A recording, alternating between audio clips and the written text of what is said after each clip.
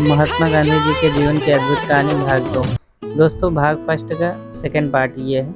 आइए इस कहानी के बारे में जानते हैं। मोहनदास करमचंद गांधी और कस्तूरबा माखन जी की 4 संतानें थीं, जो सभी पुत्र थे। 1888 में जन्मे पहले बेटे का नाम हरिलाल गांधी रखा गया। 1892 में जन्म लेने वाले बेटे का नाम मणिलाल गांधी रखा गया। 1897 में जन्मे तीसरे बेटे का नाम रामदास गांधी रखा गया। 1900 में पैदा होने वाले बेटे का नाम रामदास गांधी रखा गया।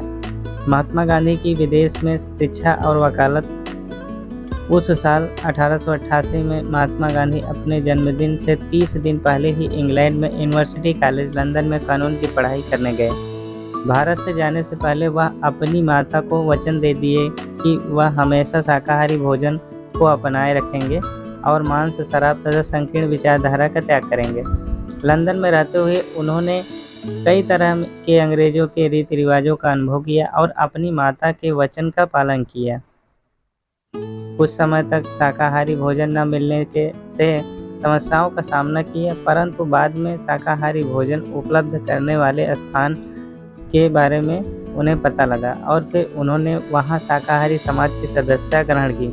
शाकाहारी समाज के लोगों ने ही उन्हें श्रीमद् भागवत गीता पढ़ने के लिए प्रेरित किया। 1891 में जब महात्मा गांधी इंग्लैंड से वापस भारत आए तो उनकी माता की मृत्यु हो चुकी थी। इसके बाद उन्होंने बम्बई में वकालत की, परंतु यहाँ पर उन्हें किसी प्रकार की सफलता नहीं प्राप्त हुई। फिर महात्मा गांधी राजकोट आए और वहाँ पर ज़रूरतमंदों के लिए मुकदमे की अर्जियाँ लिखने का काम करने लगे, लेकिन कुछ समय बाद कई कारणों से उन्हें यह काम भी छोड़ना पड़ा, जिसका जिक्र उन्होंने अपनी आत्मकथा में किया है। इस प्रकार 1893 में एक समझौते के तहत वह 1 साल से भारतीय फार्म के लिए केस नेटल दक्षिण अफ्रीका गए। महात्मा गांधी की दक्षिण अफ्रीका की यात्रा और आंदोलन। 1893 में 1913 महात्मा गांधी की दक्षिण अफ्रीका की यात्रा ने महात्मा गांधी के जीवन को बदल कर रख दिया, क्योंकि गांधी जी दक्षिण अफ्रीका में सेठ अब्दुल्ला का मुकदमा लड़ने के लिए गए थे। जहां उन्हें देखा वहां पर भारतीयों का भेदभाव सामना करना पड़ता और इसके शिकार महात्मा गांधी दक्षिण अफ्रीका जाते समय हो चुके थे। क्योंकि जब महात्मा गांधी दक्षिण अफ्रीका जा रहे थे तो उनके पास पहली श्रेणी का टिकट था, लेकिन फिर भी उन्हें तीसरी श्रेणी के डिब्बे में जाने के लिए कहा गया। जब महात्मा गांधी ने इस बात का विरोध किया तो उन्हें जबरदस्ती स्टेशन पर ट्रेन से फेंक दिया गया। इस घटना से उनको बहुत आहत पहुंची और वह पूरी रात यही सोचते रहे कि क्या उन्हें ऐसे ही यहाँ रहना पड़ेगा या फिर वह भारत लौट आए। दक्षिण अफ्रीका में भारतीयों पर हो रहे अन्याय के खिलाफ संघर्ष करने का फैसला लिया। महात्मा गांधी को दक्षिण अफ्रीका कई बार भारतीयों पर हो रहे भेदभाव का सामना करना पड़ा। एक बार महात्मा गांधी जी घोड़ा गाड़ी यात्रा कर रहे थे तो उनके अंग्रेज यात्री के लिए सीट छोड़ने के लिए कहा गया तो उन्होंने सीट छोड़ने से इनकार कर दिया, जिसके कारण उन्हें चालक की मार पड़ी।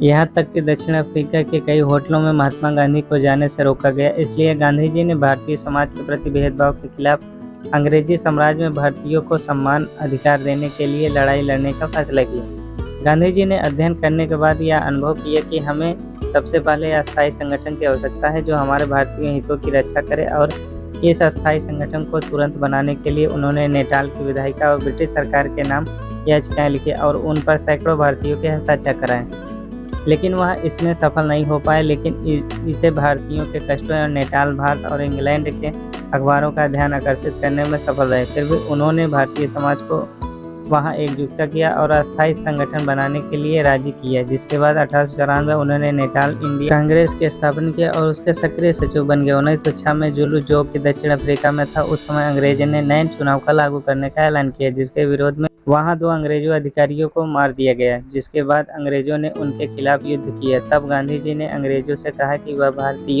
नागरिकों का युद्ध में शामिल करें। उनका तर्क था कि अपनी नागरिकता के दावों को कानूनी जामा पहनाने के लिए भारतीयों को युद्ध प्रयासों में सहयोग देना चाहिए। लेकिन अंग्रेजों ने सेना में भारतीयों को किसी तरह का पद देने की बात को अस्वीकार कर दिया, परंतु वह इस बात के लिए रजामंद हो गए कि भारतीय घायल अंग्रेज सैनिकों के उपचार के स्ट्रेचर पर लाने के लिए स्वेच्छा पूर्वक कार्य कर सकते हैं। इसकी भागदौड़ महात्मा गांधी ने संभाली। दोस्तों, ऐसे ही रोचक कहानी सुनने के लिए चंदा स्टोरी चैनल को सब्सक्राइब कीजिए। धन्यवाद।